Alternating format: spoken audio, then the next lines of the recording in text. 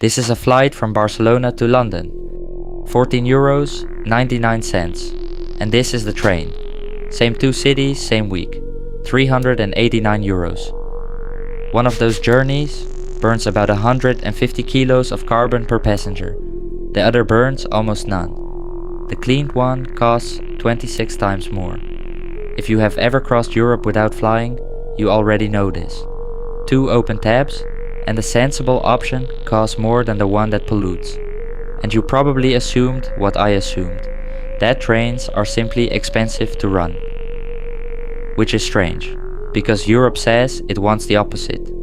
In 2021, the European Union declared a European Year of Rail. It commissioned a branded celebratory train and ran it from Lisbon to Paris, 26 countries, 20,000 kilometers, to make the case that this is how Europe ought to travel. Remember that train. We are going to come back to it. If you like watching a prize get taken apart, subscribe. So I pulled both tickets apart, line by line, and then read the law that decides what each of them pays. There is a line on the plane ticket that reads 0. It reads 0 because a directive, written in 2003, does not permit it to read anything else. Europe has tried to change that. 9 months ago it failed. Again, let me give the obvious answer its due, because most of it is true. Trains genuinely are expensive. A plane needs 2 patches of concrete, one at each end, and the sky in between is free and requires no maintenance. A train needs a continuous corridor of engineered ground, every meter of it for the entire distance, signaled, electrified, fenced, drained, inspected and repaired. Rail infrastructure can cost up to 10 times what road costs to build and maintain. And it does not stop there. Roughly 70% of what the rail sector spends is not infrastructure at all. It is the cost of actually running trains, staff, rolling stock, depots. Across Europe, ticket sales cover only about 60% of the sector's costs. Another 30% arrives as subsidy, which means that even now, even at 389 euros, that train ticket is not paying for itself. So if you want to stop the video here, there is a perfectly respectable answer. Trains cost more because trains cost more. The problem is that it does not survive contact with the receipts. Here is what is inside 14 euros and 99 cents. Start with fuel, because a short-haul flight burns a great deal of it. Tax paid on that fuel across the European Union. Nothing. 0. There is no fuel duty on commercial aviation kerosene in any member state, and there has not been for over 20 years. Now, value added tax. On a domestic flight, some countries charge it. On an international ticket, which is most of the flights that compete with trains, it is across most of Europe. Also nothing. Then there is carbon. And here I have to be fair, because this is the one thing aviation does pay. Flights inside Europe sit under Europe's carbon market. Airlines buy permits for what they emit. At current prices, that works out at roughly 7 euros on an average intra-European ticket, perhaps 11 on a short hop, 7 euros on a ticket that costs 15. So anyone who tells you airlines pay no tax at all is wrong, and you should be suspicious of them. They pay for their carbon. They just do not pay for their fuel. And then there are airport charges, which is where this stops being an accounting story and starts being a strange one. Because at some airports in Europe, that number is not low. It is negative. I will come back to that. Keep it on the receipt. Now, the other one. The first thing to understand about a 389 euro train journey from Barcelona to London is that it is not a train journey. It is 3 of them, sold by different companies, in different countries, under different rules. Spain to France, France to Paris, Paris to London. Nobody sells that journey. So nobody prices it as a journey. Each leg is priced on its own, at its own risk, by an operator who has no idea you are connecting. Then the charges begin. Unlike an airline, a train operator pays for the track, every kilometer of it, in a fee called a track access charge. In France, including subsidy, that has run to more than 13 euros per train kilometer. per kilometer, on a route that is well over 1,000, and the last leg has a charge of its own, because the tunnel under the channel is privately operated and is one of the most expensive stretches of railway on Earth. In 2019, the train operator paid about 21 euros for each passenger it carried through it. The European Commission has said those charges are excessive and that passengers end up paying them. 21 euros for 35 kilometers. That single line is worth more than the entire flight. Then electricity, which the train needs and which, depending entirely on which country it is passing through at the time, may or may not be taxed. Hold on to that word. Sometimes. So, add it up. The train is carrying real costs that the plane does not carry at all. Track charges the airline never pays, because nobody bills an aircraft for the sky. A tunnel toll, 3 operators taking 3 margins. Electricity that may be taxed, and the plane is carrying a fuel bill with no tax on it, a ticket with no tax on it, and a carbon charge of about 7 euros. That explains a gap. It does not explain this gap, because every one of those differences is a consequence. A tunnel is expensive because tunnels are expensive. Track charges exist because track exists.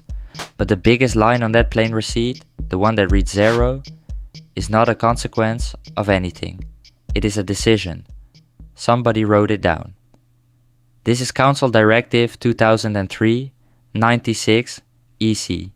It is the law that decides how Europe taxes energy. It was signed in October of 2003 and it is still in force. Article 14 deals with fuel for aircraft. Here is what it says. Member states shall exempt from taxation energy products supplied for use as fuel for the purpose of air navigation.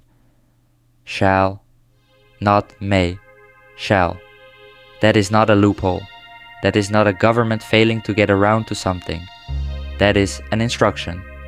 Under that article, a European country that wanted to tax jet fuel tomorrow would not be allowed to. Now turn one page.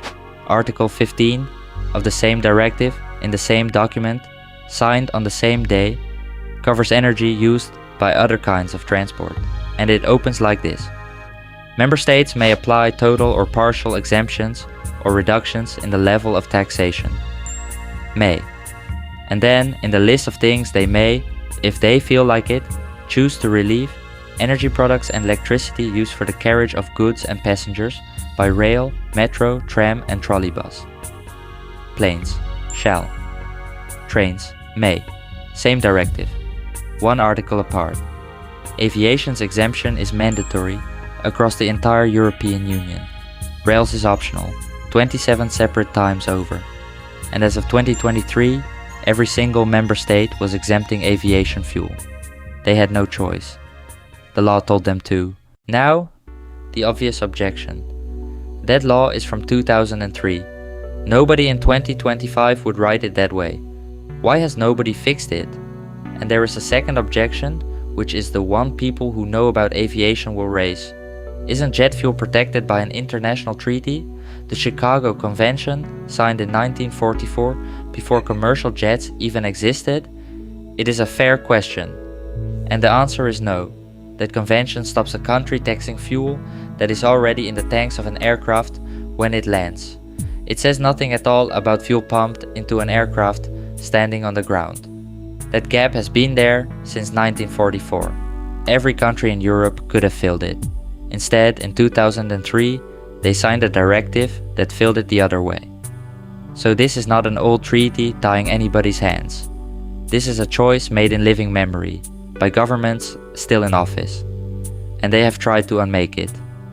In July of 2021, the European Commission proposed rewriting exactly this directive. The stated purpose was to remove, and this is their phrase, outdated exemptions that encourage the use of fossil fuels. 2021, the same year as the train. While that train was crossing its 33rd border, this proposal was already sitting on the table in Brussels. It has been sitting there ever since. But energy taxation is not decided the way most European law is decided. It runs under a special procedure, and that procedure requires unanimity.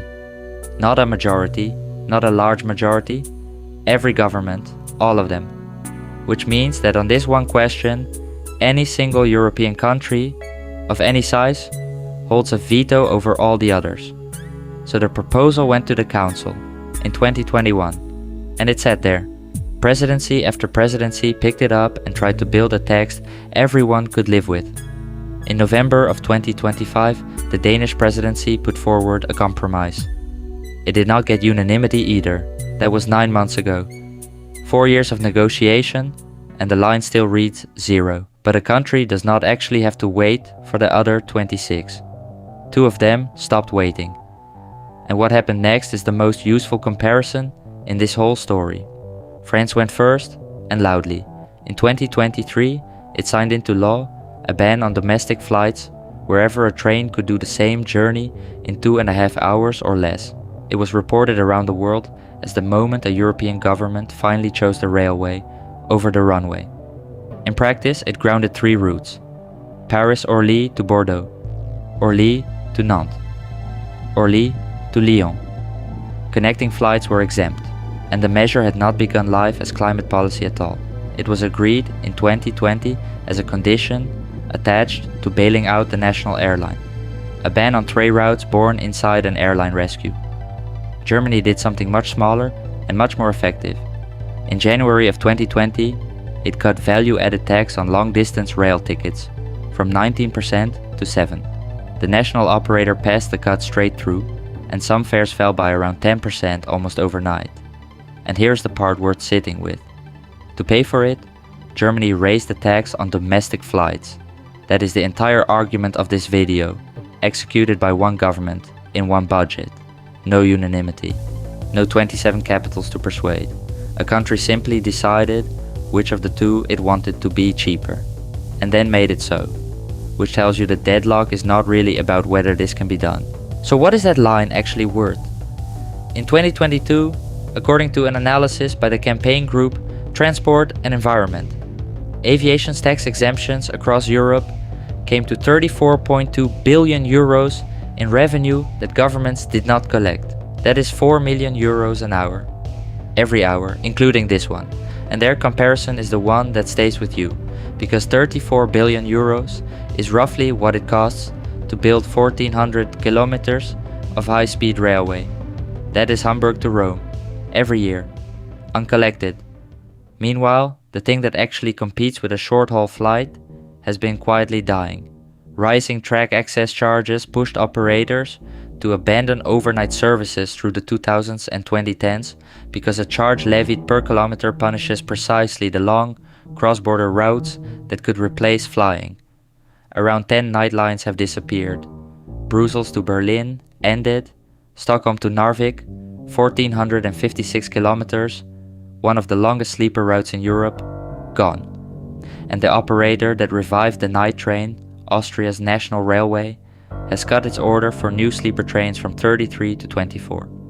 Its Paris services to Vienna and Berlin were slashed after French subsidies were withdrawn. Those routes had launched in 2021 and 2023. They did not last 3 years. Now, the line I left blank. Airport charges. A large airport charges an airline a real fee to land, park, and use its gates. But low-cost carriers built their networks around smaller, regional airports, and at some of those, the money has been known to travel in the other direction. The mechanism is a marketing agreement. The airport, or a local tourism body, pays the airline to promote the destination. In practice, it pays the airline to fly there at all. The European Commission has repeatedly found these to be illegal state aid. At Montpellier, in France, it ordered 8.5 million euros recovered from a single airline. There have been cases at Angoulême, at Nîmes, at Pau, and at Altenburg-Nobitz in Germany. Another French recovery followed in September of 2025. And the Commission's reasoning is worth hearing, because it is very dry and very damning. No profit-driven airport operator, it said, would have signed those agreements. They lost money by design. So on the train receipt, the infrastructure line reads 13 euros a kilometer. On the plane receipt, at some airports, it has read less than nothing. There is one more thing on the plane receipt, and it is the largest thing on it, and it is not a tax. In 2019, The average fare on Europe's biggest low-cost airline was about 37 euros. That year, its cost of carrying one passenger was higher than that. Read that again. The ticket did not cover the flight, it was never meant to. What covers the flight is everything that happens after you have booked it. The bag, the seat you choose, the priority boarding, the check-in you did wrong, the sandwich. That airline made just under 5 billion euros from those charges in a single year, around 32% of everything it earned, and roughly 24 euros for every passenger who walked on board. And that is the part the comparison always misses. A train ticket has no second act. There is no upsell at the barrier, no charge for the overhead rack, no fee for standing near the door. The train ticket is asked to cover the train, so when you put them side by side, you are not really comparing two prices. You are comparing two different ideas of what a price is for. One of them is a bill. The other is an invitation, price below cost, written by a company that will collect the difference from you later, in 20 small pieces you will not think of as the fare, and underwritten by a line in a European directive that says, in the plainest possible language, that it shall not be taxed. Europe did not forget to charge for this. It wrote it down in 2003 in a document you can open yourself. It has spent 4 years trying to write it differently, and any one government out of 27 can stop it.